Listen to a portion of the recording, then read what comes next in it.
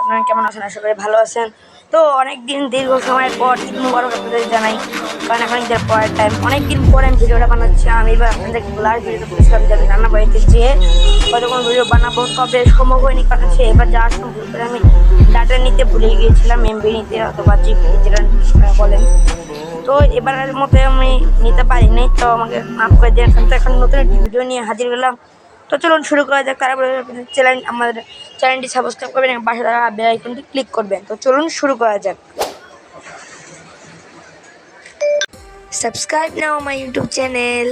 আজকে ভিডিওটি হচ্ছে বাগান নিয়ে। আমাদের বাগানের কিছু আপগ্রেড হয়েছে, অনেক কিছু চলে গেছে। দেখতে পাচ্ছেন, এটা হচ্ছে সেই গাছটি, যে গাছটা আমরা সর্বপ্রথম করেছিলাম। দেখতে পাচ্ছি অনেকটাই ভালো আছে। এই গাছটা ঠিকই একটা মরে গেছে। এখানে একটা টমেটো গাছ ছিল, এখানে কিছু টমেটো দিয়ে তারপরে মারা গিয়েছে। এবং এই যে আমাদের যে বেগুন গাছটা দেখতে পাচ্ছেন, সেটা অনেকটাই বড় হয়েছে। দেখতে পাচ্ছেন নিচেও এখানে একটা বেগুনও হয়েছে, দেখতে পাচ্ছেন। আর এই মরিচ গাছটা এখন অনেক ভালো হয়েছে, দেখতে পাচ্ছেন অনেকটা ছড়ে গেছে। আর আগের মরিচ গাছটা আমরা সরিয়ে ফেলেছি। আর এখানে আমরা অনেকগুলো বিচি দিয়েছিলাম, যার কারণে এরকম হয়েছে, দেখতে পাচ্ছেন। মানে পুরোটা জঙ্গল টাইপ। আর ওই নিচে অনেকগুলো আরো কিছু গাছ আছে, ওইখানেও কিছু গাছ আছে যেগুলো কিন্তু আগের গুলোই আছে। আর এখানে পুঁই শাক গাছ লাগাইছি, অনেক ভালো হয়েছে গাছ। আর এটা কি সেটা আমি একটু পরে পড়ছি। এখানে পুদিনা পাতা গাছ লাগিয়েছি আর 10টা ফুল গাছ দেখতে পাচ্ছেন, অনেক বড় বড় অনেক পরিমাণে হয়েছে আজকে। আজকে এটা নিয়ে বলা যাক। এটা হচ্ছে আমার project inside on Burj Khalifa. মানে একটা প্রজেক্ট বানিয়েছিলাম আমি, যেটাকে না আমি এর আগে একটি ভিডিওতে বলেছিলাম, 2-3টা ভিডিও আগে। তো আমি বলেছিলাম যে আমি চেষ্টা করবো। একজন আমাকে বলেছিল যে যেহেতু তুমি মাটিতে অনেক কিছু করতে পারো, যেহেতু অনেক কিছু বানাতে পারো, তো তুমি পারলে একটি মাটিতে বুর্জ খলিফা পারলে বানিয়ে দেখাও। তো আমি গাইস সেই ভাই যে আমাকে এই কমেন্টটা করেছে, তার জন্য আমি বলতে চাই যে এই জিনিসটা আমি প্রায় বানানো শুরু করে দিয়েছি গাইস।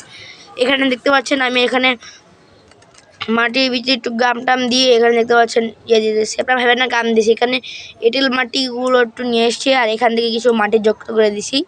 তো গাছ দেওয়ার পরে আমি সর্বপ্রথম এতটুকু পর্যন্ত বানিয়েছিলাম। আমি গাছ দেখতে পাচ্ছেন এ পর্যন্ত শক্ত শক্ত, আমি ধরলে বোঝা যাবে। এ পর্যন্ত একদম শক্ত শক্ত। এ পর্যন্ত বানানো মাঝখানে আমি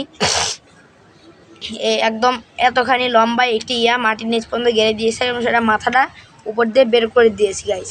এবং 4টি পিলার দিয়েছিলাম এই পর্যন্ত। তারপর দ্বিতীয় যখন পিলারটি দিয়েছিলাম, তখন অল্প একটু এই পর্যন্ত ছিল এই পিলারগুলো, কিন্তু মেইনটা ছিল এ পর্যন্ত। তো এখন আমি বাকিটাকে আমি এই পর্যন্ত উঠিয়ে দিয়েছি এবং বাকি যেগুলো ছিল সেটাকে আমি 4টে রাখছিলাম। তারপর আবার এখন ছিল আমার 3টা, দেখতে পাচ্ছেন। এগুলো আমি এখানে কলমের শীষগুলো ব্যবহার করছিলাম, নর্মাল কলমগুলো দিলেও হবে।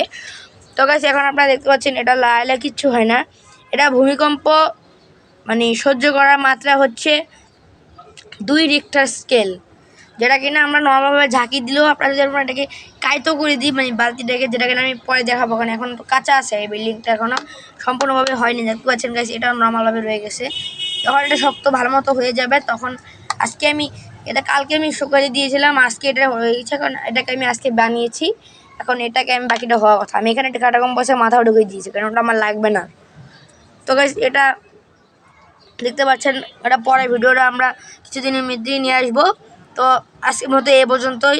ভালো থাকেন, সুস্থ থাকেন এবং আল্লাহ হাফেজ।